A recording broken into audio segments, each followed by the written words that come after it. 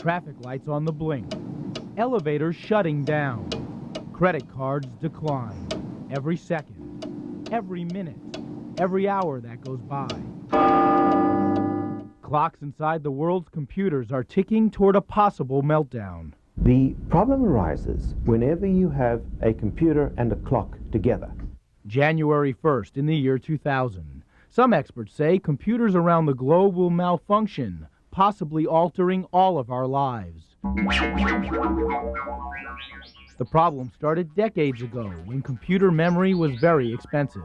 To save space, programmers entered dates using only the last 2 digits of the year. Up to now, the system has worked fine.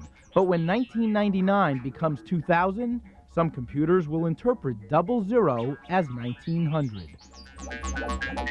Am I scared? Yes. I believe there will be problems. How serious could this problem be? Well, some computer experts predict that 90% of all computer applications somehow could be affected. We're not just talking traffic lights and bank cards. Experts say the global meltdown could short-circuit communication satellites, nuclear facilities, air traffic control systems, even weapons operations. It's called the year 2000 problem, but that doesn't mean the problems begin in the year 2000. Many companies around the country have already gotten a taste of what's to come. Earlier this year, Nations Bank issued 6,000 bank cards with a year 2000 expiration date.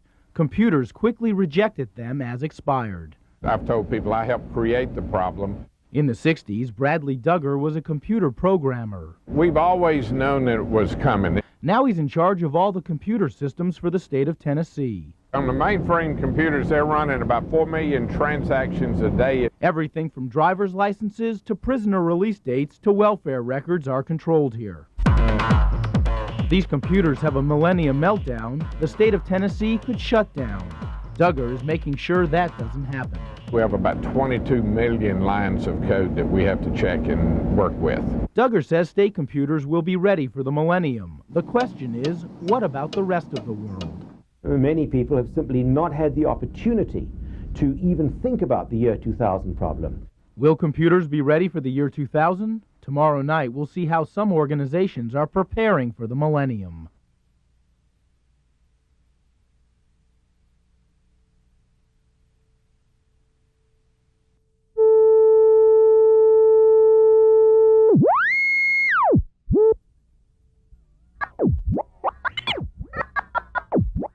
If computers short-circuit on New Year's Day in the year 2000, your life will dramatically change. Wow. Never thought about it before, but it's pretty scary.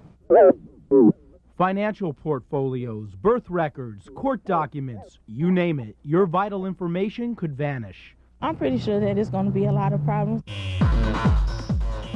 Some say computers that control state and federal governments will shut down. If the computer short-circuit on that day, oh, chaos. Even air traffic control systems could go haywire.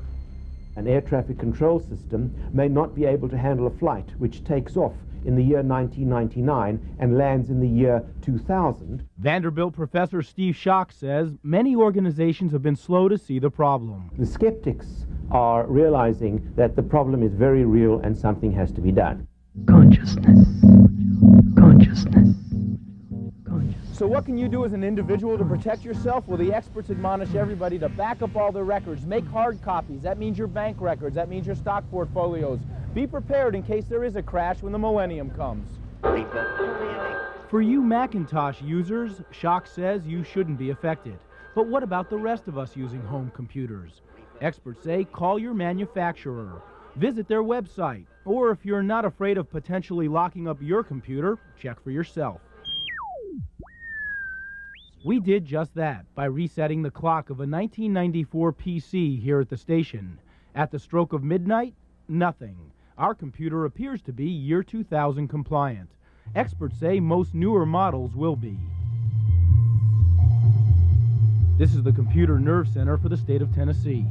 These mainframes contain everything from prison records to healthcare information. Bradley Duggar is in charge of making sure that it's all safe from the millennium bug.